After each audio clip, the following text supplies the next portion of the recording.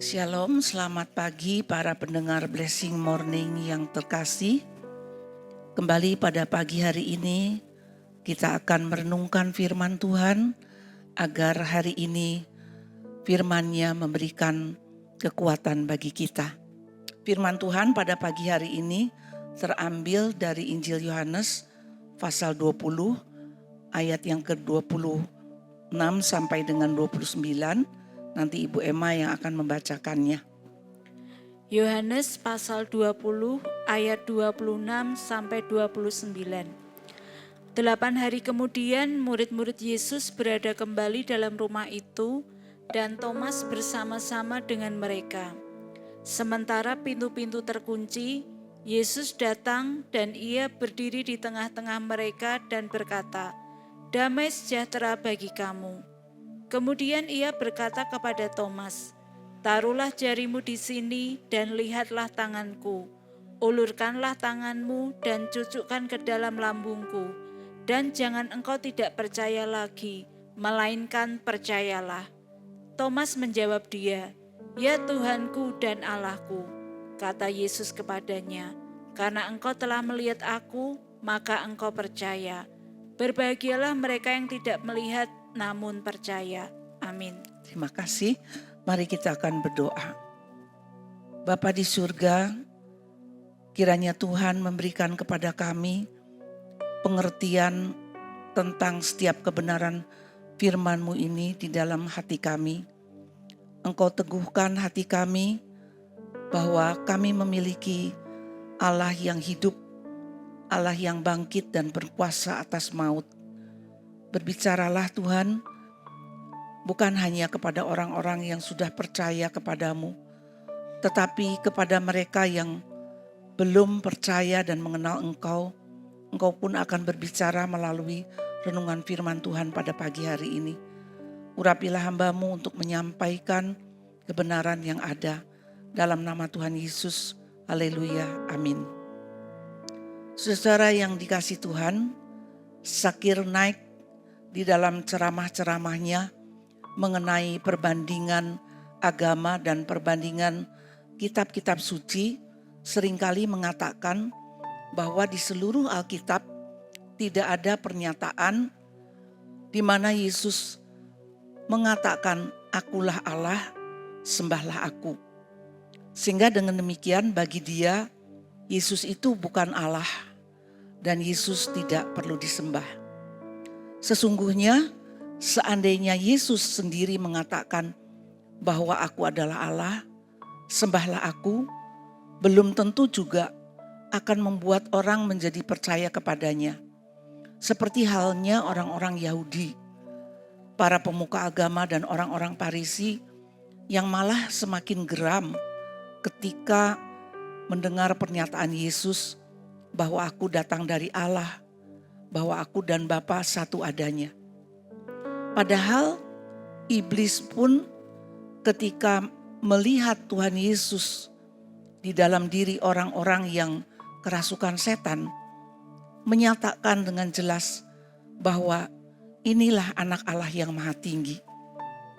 Tetapi Yesus hanya ingin manusia itu memiliki pengalaman imannya sendiri dengan mendengarkan kepada Tuhan Yesus, melihat segala sesuatu yang diperbuat di dalam pelayanannya.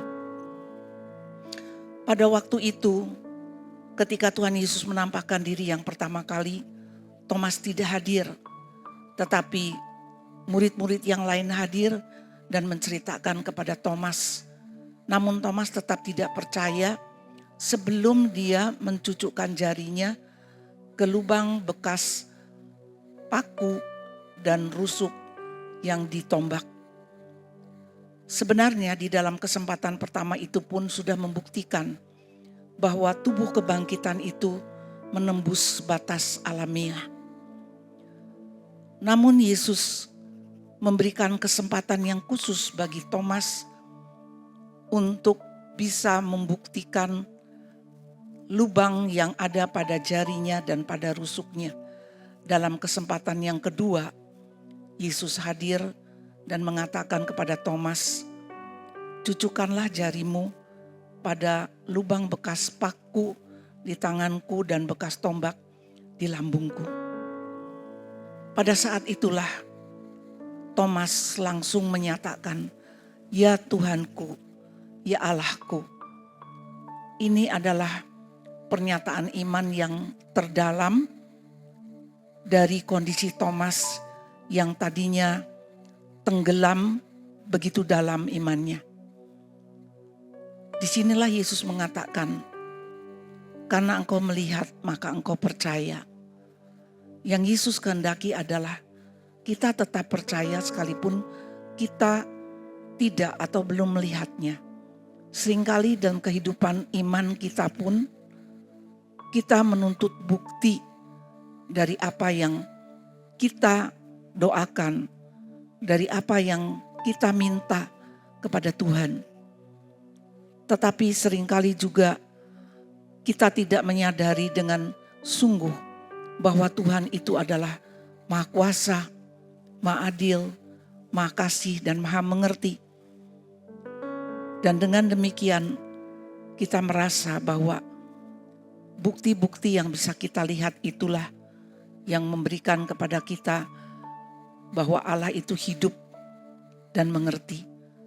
Oleh karena itu Bapak Ibu dan saudara yang dikasihi Tuhan, ketika kita ada di dalam pergumulan iman yang membuat iman kita tenggelam, kita percaya bahwa di seluruh perjanjian lama, nubuat-nubuat tentang Mesias yang akan bangkit itu sudah diberitakan.